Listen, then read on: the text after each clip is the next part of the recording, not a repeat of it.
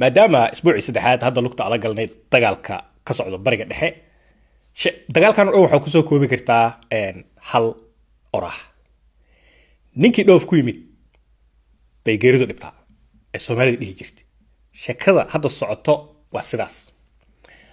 ayalay qubarada militariga dagaalkan kore ka eegayaan buugaaga laga qoraayaa waxyaabo far badan la sameeynaayo mogtahay cid Iiraan ahayd jucu way dhihi laadahay ayada ama dil ama saan yeel laakiin dalkeedii ilaa hadda iidaa maamulato markay halkaa joogto saaka waxaa hadlay ninka ayaga u hadlo Iiraaniyiinta wasiirka arrimaha dibadda oo maalmahan telefishinada Mareykanka ka kici laaba asagoo dagaal kula jiro oo telefishinada Mareykanka wareysi siyaasad markuu wuxuu yiri hubkeena nuclearka maadooyinka laga sameeyo hubka nuclearka Iiraan wali way duugan yihiin oo haddii dagaalka hadsan uu kusoo gabagaboobo ayadu guule u tahay Iiraan maxay sababta badil lay qaadanayaan arada leysaan saan leeyahay way la soo baxayaan gawaarida xamuulka ah la saaraa baariminta meesha ka sii soconaysa oo hadda wax isbedelay ujeedada dhan dagaalka loo galay oo Donald Trump iyo Netanyahu iyo adduunka ay ka gadeen wax juclisiya habeerateen ma jirto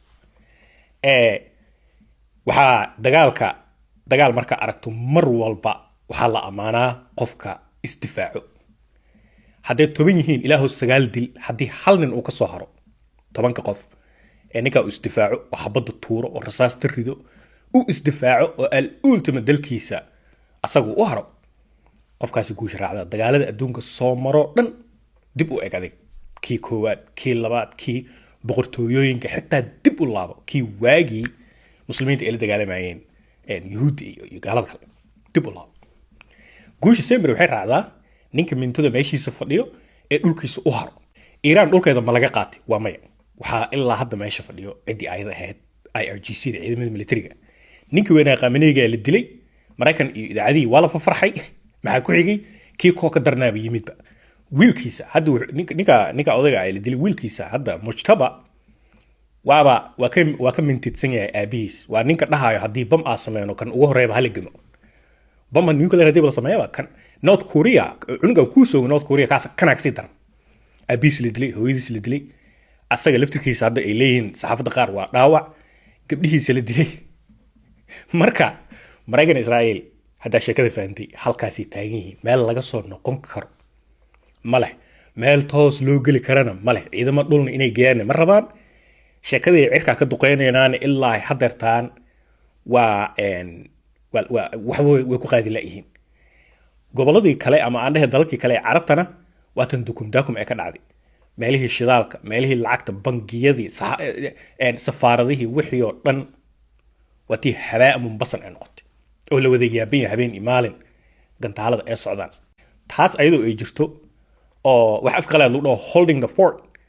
Iiraan ay sameynayso meeshada ay taagan tahay mintadeeso 10 askari ka dil mid aan dagaalamayo ilaa way soo taagan yihiin ninka Mareykanka ah markii ugu horeysay taariikhda Mareykanka sida ogtihiin wuxuu ku eedeeyaa inta badan sheekada qaybtan fiiriya xasaas waay Mareykan wuxuu ku eedeeyaa Ruushka iyo Shiinaha in ay teknolojiyada Mareykanka xadeen oo ay saas gantaalo iyo taangi ay ku sameystaan Mareykanka ku eedeyn jiray Shiinaha iyo Ruushka Mareykankii ayaa maanta wuxuu koobiyey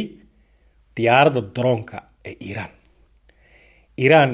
sida ogtihiin diyaaradda drone Shahid la dhaho oo one way ah waa diree wax la burburinay wiliga ma ku soo laabanayso waa bam socdo waa bam aad dirtay waay dalal inta soo dul martay dal kale ku habsanay meesha u dirtay qolkaas ka galaa leedahay safaaradda Hiblaayo technology ajiib ah ku xiran mobilada laga maamulaa iyo laptopyada si u socoto dam Mareykan intuu sheekada fiiriyay Ukraine uu fiiriyay maadaama Ruush uu ka soo gato droneska Ruushkan weyn uu sameeyay way droneskaas Iiraan uu ka soo gatay Ukraine ibra looga dhigay tuulooyin badan looga qabsaday droneskaas Mareykankii intuu fiiriyay wuxuu yiri war ciidan Mareykan akuubiyeenayo Iiraan alaabtaan soo saaray Mareykan marka Lucas Allah waa tii oo ambiye la marin tii Iiraan oo sideed ay wahay alaabtaas oo Mareykan hadda ka soo dejiyay Imaaraat Arab iyo Bahrain iyo Saudi iyo Kuwait iyo Iraq marka waxa hawada doolay waa isku dhawaaq waa isku cabir waa isku egyihiin Mareykana say tahay baash u koobiyay waxa la koobiyay wiliga maqashay koobi best Iiraan ugu soo koobiyay wiliga Mareykan baashaan raqiiska ah $25,000 la gado oo ku habsatay safaarado intaasoo milyan oo dollar la gado iyo alaabtii difaaca cirka Israa'iil iyo Mareykan labadoodaba dhulkaas u yaalay oo bilyan dollar la gado bahashaan yaroo la soo diray kaneecada camal u dhawaaqaysa ku habsanayso Mareykan wuxuu taagay war adduunku isbedelay waa dambeena ee bahasha annagana aasameeno almuhim marka Iran ayaa la koobiyay sida ay u jeedaan waaya culays fara badan jira marka dabcan soo wajahayo ninka la yiraahdo Donald Trump waxa hadda abaabul fara badan uu ka socdaa dhanka siyaasadda dalka Mareykanka maxaa yeelay dhaqaalaha lacagta ku baxayso dagaalkan uu Trump kula jiro Iran anaga bixino saas ugu Soomaalida Mareykanka ku nool oo dhan waa taxpayers lacagta aan bixino ayaa loo adeegsadaa hubkan irasaastan iyo ciidanka xagilgan waxaan kala socdo dhan marka dadka awood leeyihiin shacabka ah ee Mareykanka dad marka waxa arkaysaa Soomaali kaliya ma aha Muslim kaliya ma aha caddaankiya kacay hadeertan Donald Trump ka soo horjeedo oo dhahayo maxaa ujeedada dagaalka noo gelisan noo sheeg akeen inuu Netanyahu luqad ka qabto ku jiiday maxay ujeedada noo gelis hubka nuclear Iran soo ma aha ilaa hadda waa taas duugane wax laga qaadanay ma lahane maxaa hadda qabateen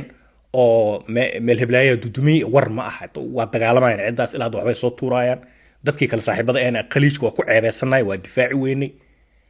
marka heer kulka meel sare ayuu marayaa meeshaan marka sheekada joogto waa derbi dheer waay marka fiirisid Netanyahu iyo Trump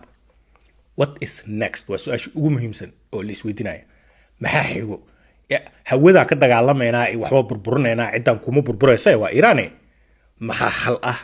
oo hubka nuclear loo soo qaadan karaa wada hadalna waa diiday Iran